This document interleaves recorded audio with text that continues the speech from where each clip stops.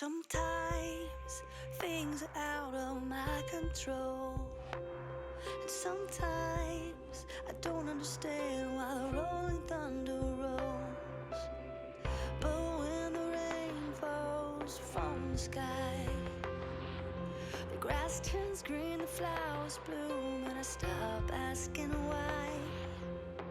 Because I know with hope there's always a better tomorrow. It's hard to believe the best, but you can't win if you give up. Even if it doesn't work out like I planned, I'm choosing to believe, and I know it's hard to understand. We can't always see the plan, but we have a choice and this is mine. I'm choosing to believe. I'm choosing to believe.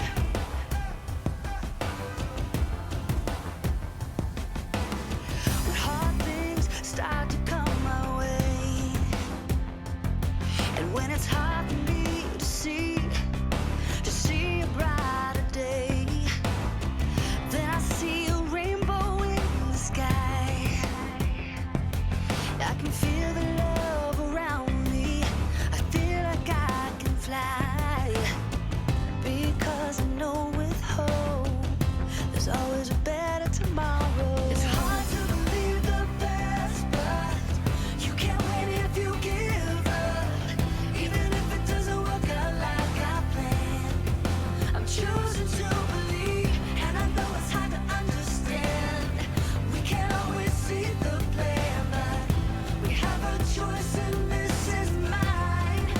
I'm choosing to believe. It's hard to believe the best, but you can't win if you give up.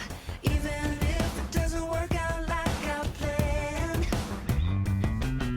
I know it's hard to understand, and we can't see the bigger plan. We have a choice, and this is mine.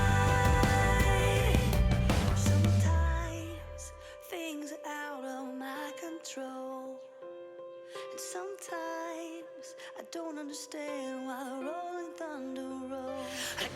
It's hard to believe the best, but you can't win if you give up. Don't give up. Even if it doesn't work out like I planned, I'm choosing to believe, and I know it's hard to understand. We can't always see the plan, but we have a choice and this is mine. I'm choosing to believe.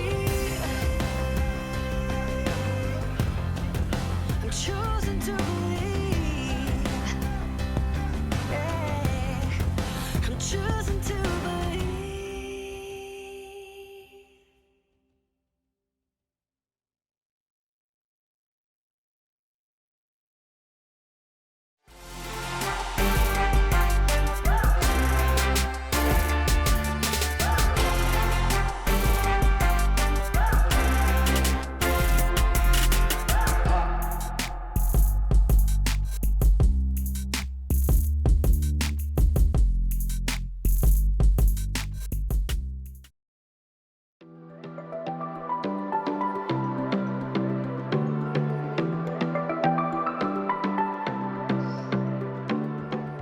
Oh, we're on.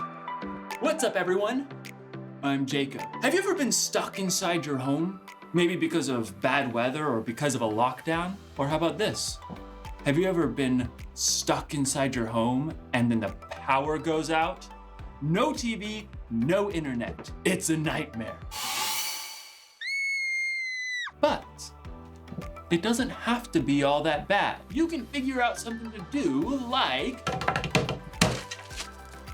a jigsaw puzzle. You see, puzzles can help us understand hope. Hope is believing that something good can come out of something bad. Now, usually a jigsaw puzzle comes in a box with a picture of the finished puzzle. This one, however, came in a bag. Guess I'll have to wait until I'm done to see what I'm working on. Let's see. Ooh. It looks like an eye.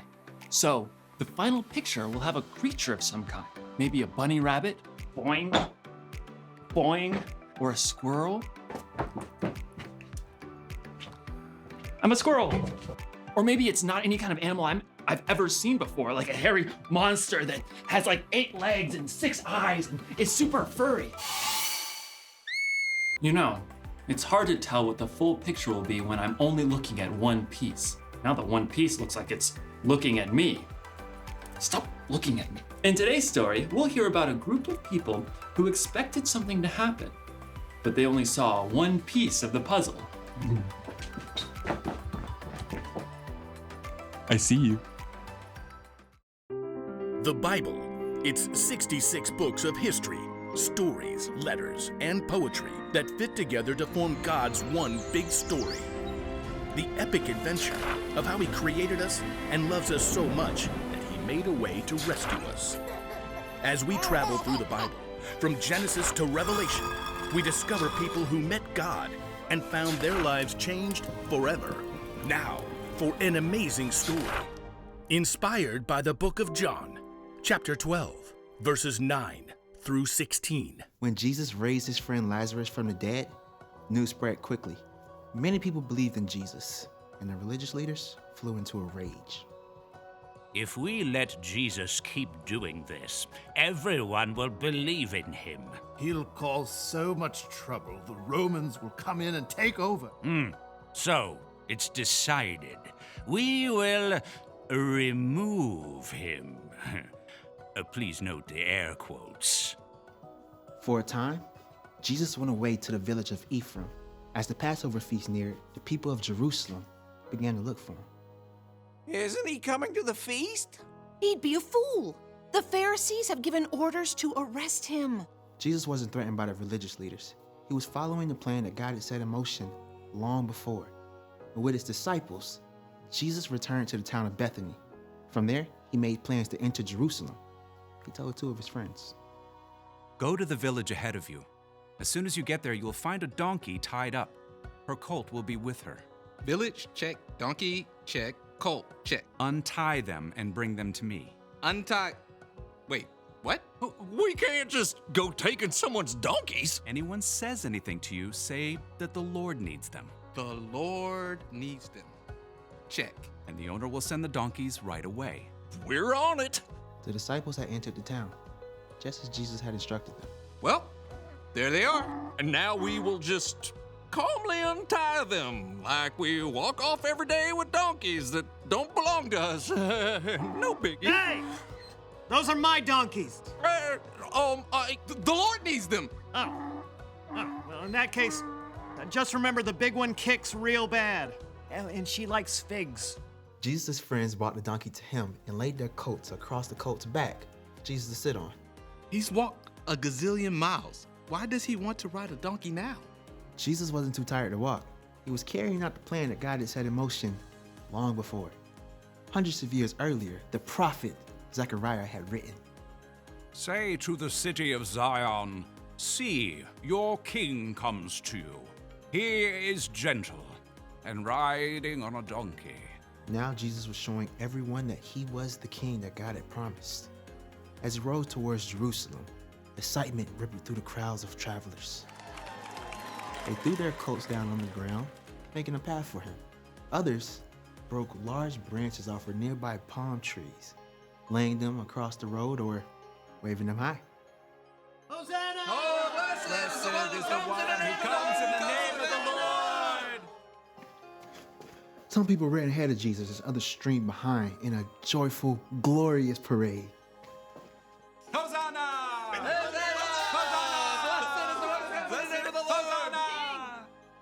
As the procession neared the city, people ran out to see what was happening. Who is this? This is Jesus, the prophet from Nazareth. Yeah, he brought Lazarus back from the dead. In all the excitement, though, one group of people was not pleased. The religious leaders. This isn't getting us anywhere. Look how the whole world is following him. Don't worry. I've got a plan. A plan? To remove Jesus. Oh, right. The air quote. He won't last the week. But God was still at work, and nothing that anyone could do would stop God's plan to save the world.